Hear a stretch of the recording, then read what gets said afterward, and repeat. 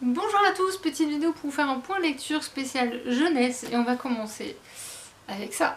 Alors je sais qu'il est mis en seinen mais je le mets dedans parce qu'il n'y a qu'un manga et je sais pas quand je vais en relire. Donc le tome 12 des carnets de l'apothicaire chez Kiyun, je suis très frustrée, je l'ai lu hier. Et on ne sait pas quand sortira le 13. J'ai adoré ce tome, je pense comme beaucoup, je pense que c'est le meilleur ou l'un des meilleurs, mais il est dans le tome 3, ça c'est sûr. Puisque je peux dire que ça, c'est que dans ce tome, on va peut-être, enfin on pense qu'on va connaître enfin le secret de Jinchi, qui est ce monsieur ici. Sauf que pour le coup, j'ai détesté Bao Bao, puisque elle ne veut pas le connaître. Et du coup, au moment où on pense qu'on va le connaître enfin, et ben non. Et honnêtement, je m'attendais pas du tout à la tournure que prend ce manga, je m'attendais pas aux scènes qu'il y a à la fin. Franchement, je n'ai rien vu venir. Et comme le tome 13 n'est même pas encore sorti au Japon, je suis obligée d'attendre. Et j'en profite pour poser une question parce que si vous ne le savez pas, il y a un autre manga qui est sorti qui s'appelle également Les Carnets de l'apothicaire. Apparemment ce serait la même histoire, mais j'aimerais bien que quelqu'un me dise si en termes de contenu, qui aurait lu les deux, quelqu'un qui aurait lu les deux, en termes de contenu, si ça vaut le coup d'acheter la deuxième série ou pas. Parce que moi, si c'est la même chose, ça ne m'intéressera strictement pas. Oui, c'est un peu bordélique. Là, il y a un puzzle que je vais faire je sais pas quand. Là, c'est un service presse qui attend son heure. Et là, c'est lu. D'ailleurs, pourquoi il est là? Je vais vous le montrer maintenant, d'ailleurs. Le hardbook Black Butler, le tome 4. Bah, du coup, je vais le montrer comme ça dans le point réception. Mais non, c'est comme ça qu'il faut le montrer. Quiche un jour, quiche toujours. Bonjour. Donc oui, normalement, j'achète pas les hardbooks de Black Butler parce que je trouve que ça ne sert pas à grand chose d'avoir un livre avec que des dessins. Mais c'est ma libraire et ma libraire, je ne sais pas lui résister, donc c'est ainsi. J'ai pas les autres, hein. Honnêtement, je n'ai jamais acheté les autres. Je n'ai jamais voulu le faire parce que souvent on les a tellement vus sur internet que voilà. Mais j'avoue que voilà, c'est très beau. J'aime bien, j'aime bien ce principe des calques en fait. Pourquoi je sais pas, mais j'adore. Je suis fan. Bref, j'avoue que c'est du fangirl total là pour le coup. Black Butler fait partie de mes séries chouchou et je pense que ça ne changera jamais, très honnêtement. Euh, Par contre, je maintiens quand même le fait qu'un jour il faudra lui donner une fin, une vraie fin. Je pense que Undertaker est l'un de mes personnages préférés. Pourquoi? J'aime bien les personnages un peu mystérieux et un peu fous, avec cette forme de folie un peu glauque, j'aime bien ce genre de choses. Si vous avez des livres comme ça, pas trop sanglants, qui pourraient, avec des personnages de ce genre-là, moi je prends, je suis preneuse, j'aime bien. J'ai l'humour noir aussi, donc voilà. N'hésitez pas à m'en recommander, je verrai si j'y porterai un œil. J'ai lu L'Estrange Malaventure de Mirella de Flor Vesco. Alors là, il faut que je me souvienne du résumé exact. On est au Moyen-Âge, les rats ont envahi la paisible bourgade d'Amelin. Dans cette bourgade, il y a une jeune fille qui est rousse, si je me souviens bien, qui a 15 ans et elle se gribe en garçon pour éviter de se faire accuser de sorcellerie et aussi pour éviter les ennuis que peuvent avoir toutes jeunes filles de son âge. Elle est porteuse d'eau. Et en fait, au moment où les rats vont envahir la ville, les porteurs d'eau vont être chargés, eux, d'aller sonner aux portes et de vérifier que les gens sont encore en vie et surtout n'ont pas la peste. Si je me souviens bien, c'est la peste. Ils ne sont pas morts non plus. Et grosso modo, ça va plus ou moins lui retomber dessus. Évidemment, sinon c'est pas drôle. Je suis une grande fan de Flor Vesco. J'aime beaucoup ce que fait cette autrice normalement. Pour le coup, et ben avec moi, ça ne l'a pas fait. J'avoue, ça ne l'a pas fait. Pour vous dire comme ça ne l'a pas fait, c'est que je ne me souviens pas qu'est-ce qui m'a perturbée. Au début, c'était bien parti. J'aimais bien l'héroïne, j'aimais bien le fait que ce soit au Moyen-Âge, qu'on suive une jeune fille qui, grosso modo, correspond exactement à tout ce que détestent les gens, en fait, et qu'elle est porteuse d'eau. Euh, il y avait des choses qui me faisaient rire, qui me faisaient sourire, parce que c'est tellement vrai sur l'échelle du monde par exemple, elle met l'échelle du monde ici comme ça et au fur et à mesure qu'on descend, voilà, ça descend encore plus. Et j'aimais bien cette idée là, au début ça partait hyper bien et à un moment donné, je pense que c'est au moment où... Enfin je peux pas trop en dire parce que c'est vers la fin que ça m'a le plus gêné. Vers la fin il y a un truc qui n'est pas passé avec moi. Parce que c'est un peu inspiré du conte d'Amelin. du joueur de flûte d'Amelin. Et au moment où le joueur de flûte apparaît, je me suis dit ah ça y est, déjà c'était très bien, mais là on va voir le joueur de flûte et ça part pas du tout comme je pensais. C'est pas du tout ce personnage-là qui est mis en valeur. Et en fait, je me souviens plus, mais je sais que j'étais déçue à la fin. Je m'attendais à tellement mieux de sa part parce que pour ceux qui connaissent pas Flore Vesco, elle adore jouer avec les mots. Elle s'amuse avec la langue française et c'est ce que j'adore dans son écriture. C'est ce pourquoi je la lis. Et sauf que là, non. Il y a des jeux de mots, je dis pas. Elle joue un peu avec la langue française. Il y a un truc qui est pas passé, je ne sais pas ce que c'est. Je ne sais vraiment pas vous dire ce que c'est, je suis moi-même triste. Alors est-ce que c'est aussi, je me demande du coup, est-ce que c'est parce que c'est Flore Vesco, je connais ses capacités, ses qualités d'écrivaine et que je me dis, elle nous a fait tellement mieux et là, voilà. Ou alors est-ce que je l'ai pas lu au bon moment, c'est possible aussi. Est-ce que c'est vraiment... cette histoire de joueur de flûte où je m'attendais à autre chose le concernant et qu'au final on se retrouve avec un autre personnage que je m'attendais pas à voir. Je crois que c'est ça qui m'a plus gênée, c'est ce personnage qui apparaît Enfin il apparaît en cours de livre mais vers la fin il y a vraiment une confrontation entre Mirella et ce personnage. Je dirais pas qui c'est volontairement et je pense que c'est ça qui m'a gênée. Je pense vraiment que c'est ce qui m'a plus gênée parce que pour un livre jeunesse qui veut réécrire le joueur de flûte d'Amelin. Mettre ce personnage, c'est évident. Enfin, c'est évident. Non, c'est pas évident, mais. Oh, je sais pas vous dire ce qui m'a gêné. Je pense sincèrement que c'est cette histoire avec ce personnage à la fin où je me dis. Non, ça, il fallait pas le mettre. Ou pas comme ça, pas le tourner de cette manière-là. Je pense que c'est la tournure qu'a pris les choses qui m'a pas plu. Sans foi ni loi de Marion Brunet aux éditions PKJ, je l'avais repéré à sa sortie. Et puis, bah, comme beaucoup de livres. On fait des choix, et puis bah moi j'ai des super libraires qui choisissent de très bons livres en rayon, souvent que je ne connais pas, donc je préfère me fier à elles. Et celui-là je l'ai vu d'occasion, donc j'ai acheté. Et en fait on suit Gareth qui est kidnappée, qui est kidnappée par hors-la-loi. Et on va suivre tout son cheminement avec elle, tout ce qui se passe pendant son kidnapping, qui ne l'est plus au bout d'un moment, hein, soyons honnêtes. Très vite on comprend que s'il veut se barrer, il peut se barrer. Sauf qu'il ne le fait pas parce qu'il est fasciné par cette femme qui se fait appeler Ab Stenson. Et il va la suivre partout où elle va jusqu'à ce qu'elle arrive à un endroit. Enfin, je dirais pas trop la suite parce qu'on peut pas dire grand chose de ce livre. Si ce n'est que Gareth, il va apprendre beaucoup à ses côtés. Il va surtout apprendre la liberté qu'il ne connaissait pas. Parce qu'on découvre très vite que Gareth est le fils d'un père qui est pasteur, je crois.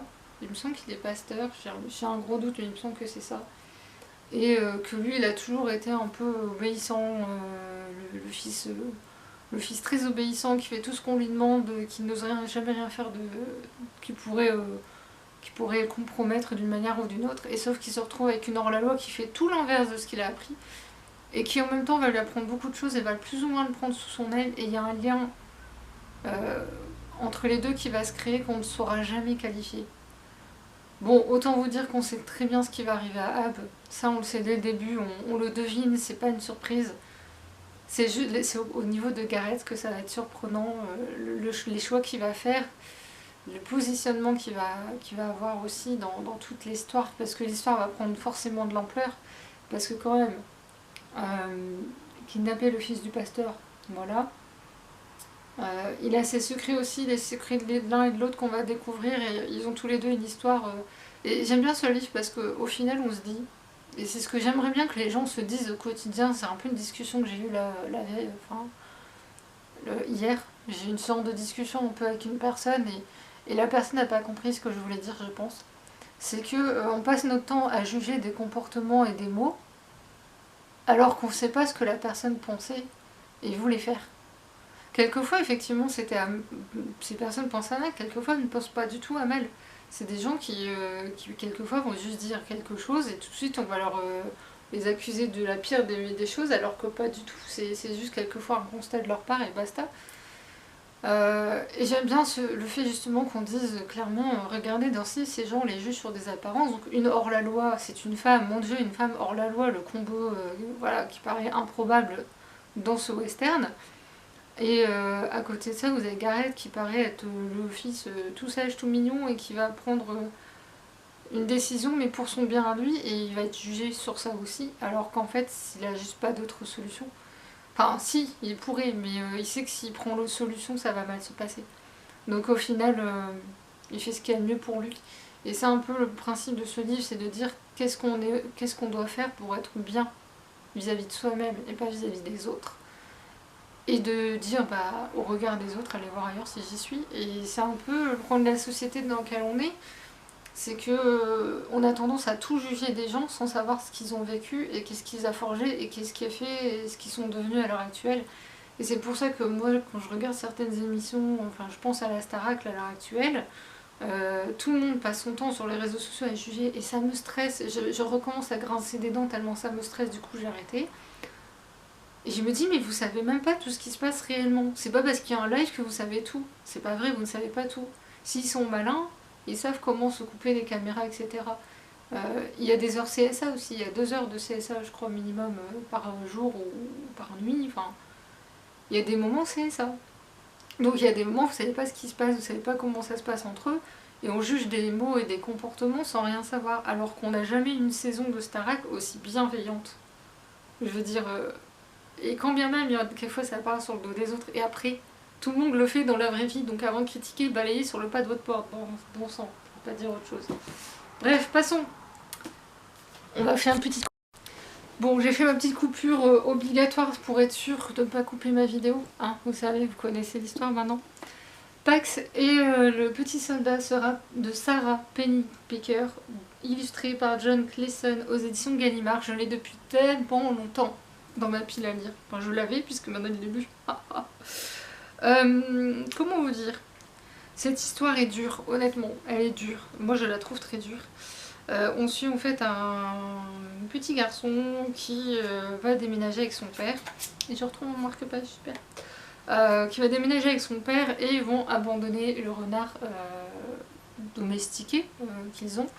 Sauf que le petit garçon ne voulait pas, mais approche de la guerre mondiale, du coup le père se dit c'est mieux déjà parce qu'à l'approche de la guerre mondiale il sait très bien que subvenir aux besoins du renard ça va devenir compliqué et il se dit il vaut mieux le rendre à la nature, sauf que c'est un renard domestiqué. Domestiqué, voyez-vous le problème.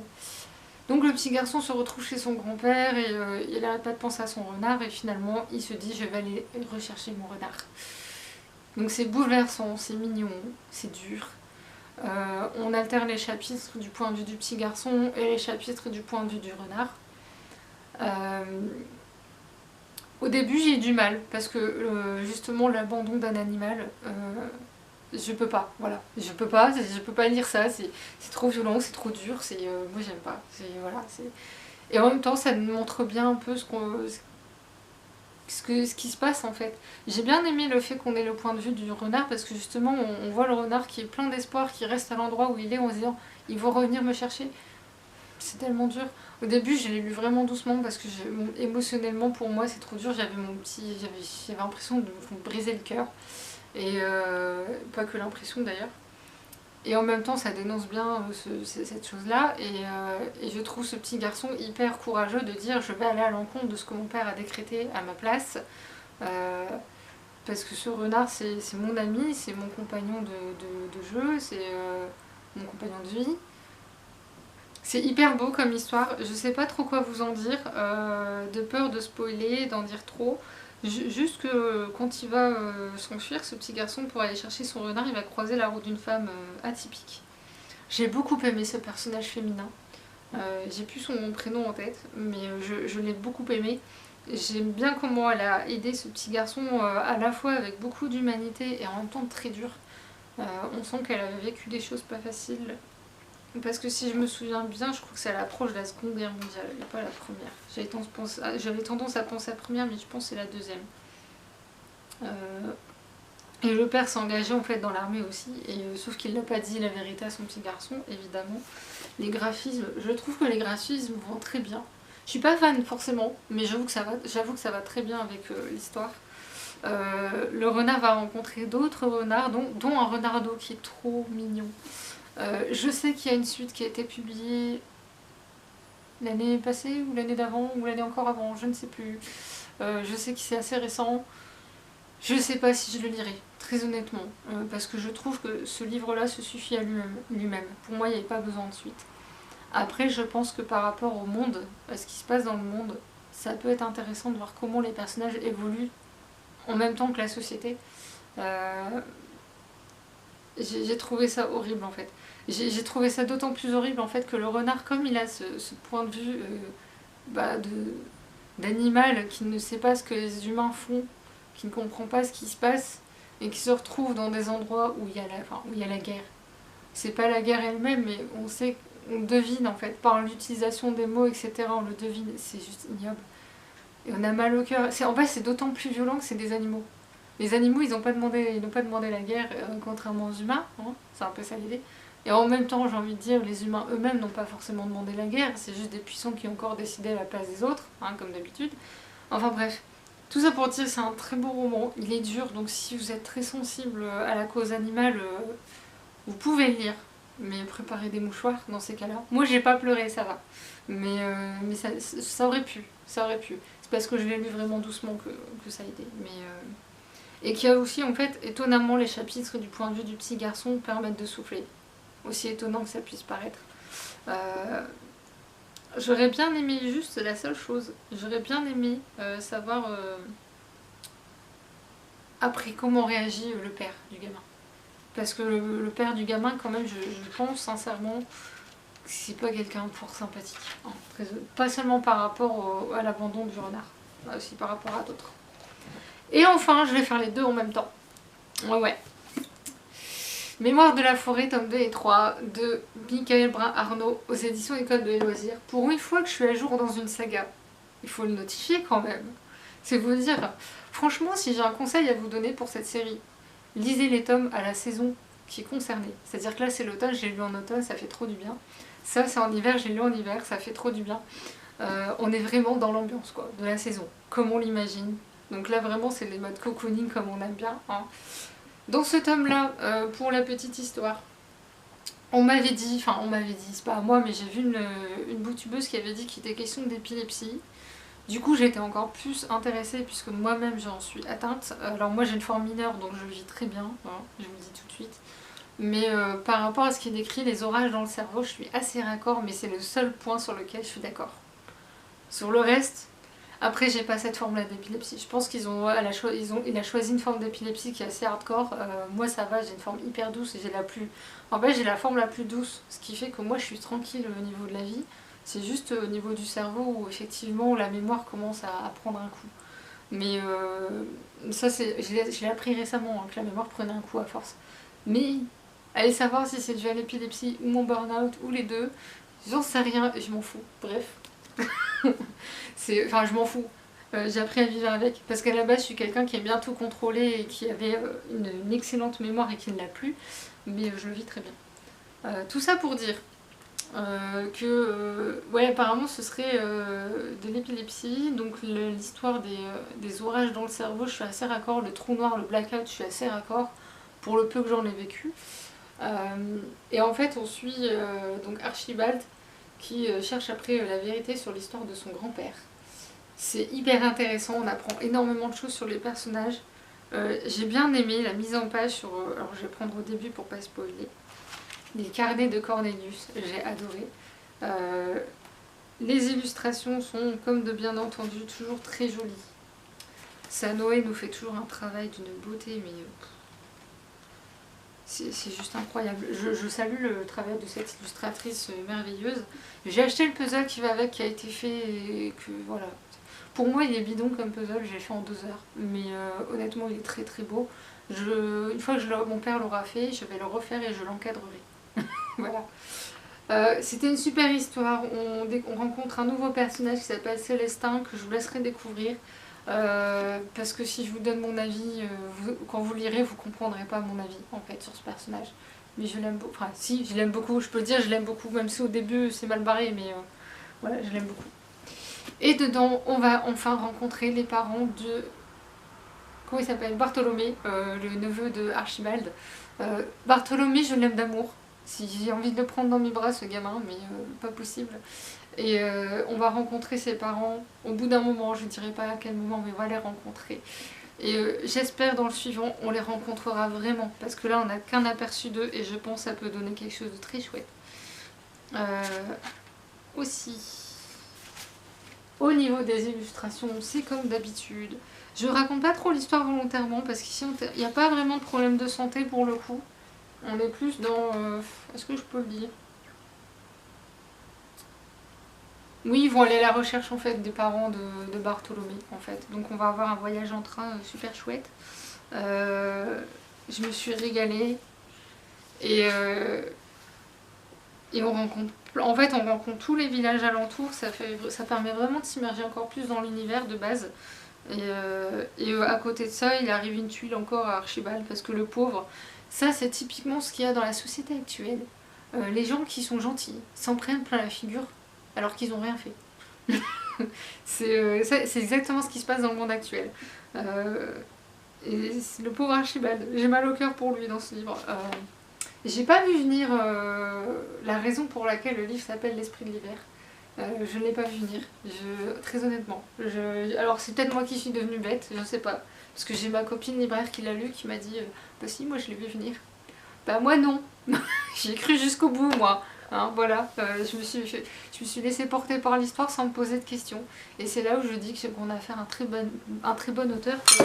Oups, pardon. Quand un auteur arrive à me porter dans un livre au point que je ne réfléchis plus, c'est que vraiment il est bon. Sur ce, j'espère que cette vidéo vous aura plu.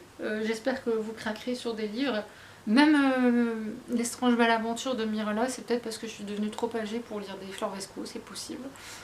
Qui sait, j'en sais rien. Donc n'hésitez pas pour vos enfants, vous pouvez y aller, honnêtement. C'est parce que moi j'ai décrété que... Moi je sais pas, il y avait un problème ce livre. C'est peut-être juste moi, j'en sais rien. Sur ce, je vous laisse et je vous dis à la prochaine. Salut!